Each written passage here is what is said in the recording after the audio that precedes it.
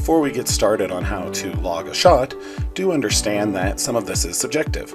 And if you miss a shot, or if you're not sure which zone you want to put it in, or you put it in the wrong zone, or track a shot wrong, or even miss a shot completely, that's okay. There's no need to stress, there's no need to worry. You're still going to be giving your goalie better data than he's been getting.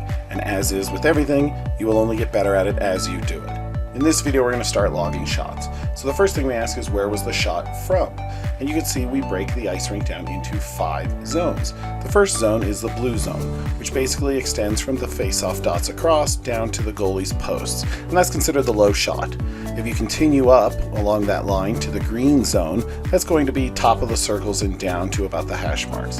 Of course, continuing it out to the boards, the red zone is the point, and anything outside of the dots is considered a tan zone. And then of course outside the blue line or behind the net, which would require a ricochet or a poor play by the goalie, would be a 5th zone. So zone 1 is blue, nice low in front, down below the hash marks. Zone 2 is green, which would be below the top of the circles. Zone 3 is the blue line in essence, above the top of the circles, looking for shots from the point. And zone 4 is outside the face-off dots. It's going to be a tighter angle. And zone 5 is of course either a ricochet from behind the net or a shot from outside the zone. Now let's look at some of the shots from scoring zone 1. You can see on each one of these shots, the player is hash marks are lower and they are inside the dots. If you draw a line from across the dots, they are inside the dots and below the hash marks. As players beyond breakaways or different types of shots we'll get to later. But every one of these shots you'll notice are in close to the goalie, below, at or below the hash marks, and inside the dots.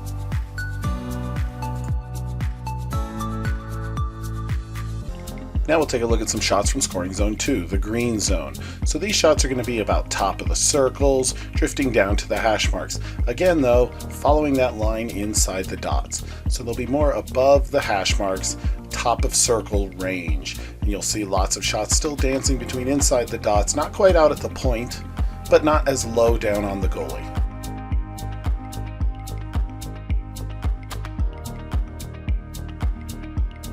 Now we'll take a look at shots from the point, or scoring zone 3, the red zone on your app. When you see shots that are taken from the point or well above the top of the circles, usually by defensemen who are shooting for maybe a tip, a screen, rebound, or shooting through some traffic from a longer range shot. This is where you would click the red zone to indicate the shot was from further out.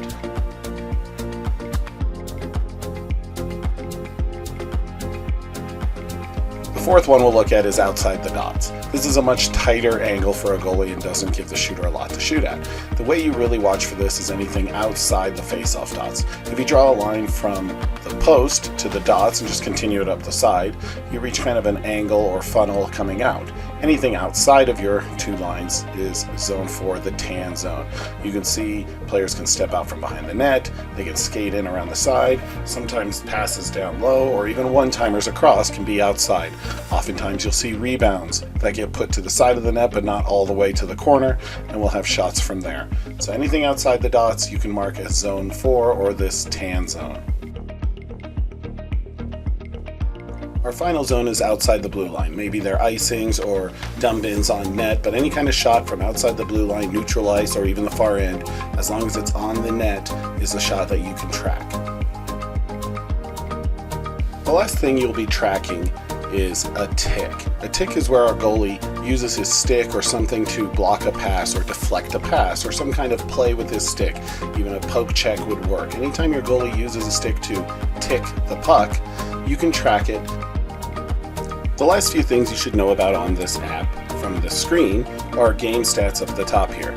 You can always click on game stats and they update live. Every shot, save, goal, or even tick gets recorded, and as soon as it's recorded, gets inputted into your stats. You can check your stats mid-game, simply hit back to go back to your stats. Also, when the period is over, you may click end period. This will move you on into the second period of the game. And also at the end of the game, or if your goalie gets pulled, you can end the game, which will confirm your game ending and help you pick whether you win, lose, or tie the game.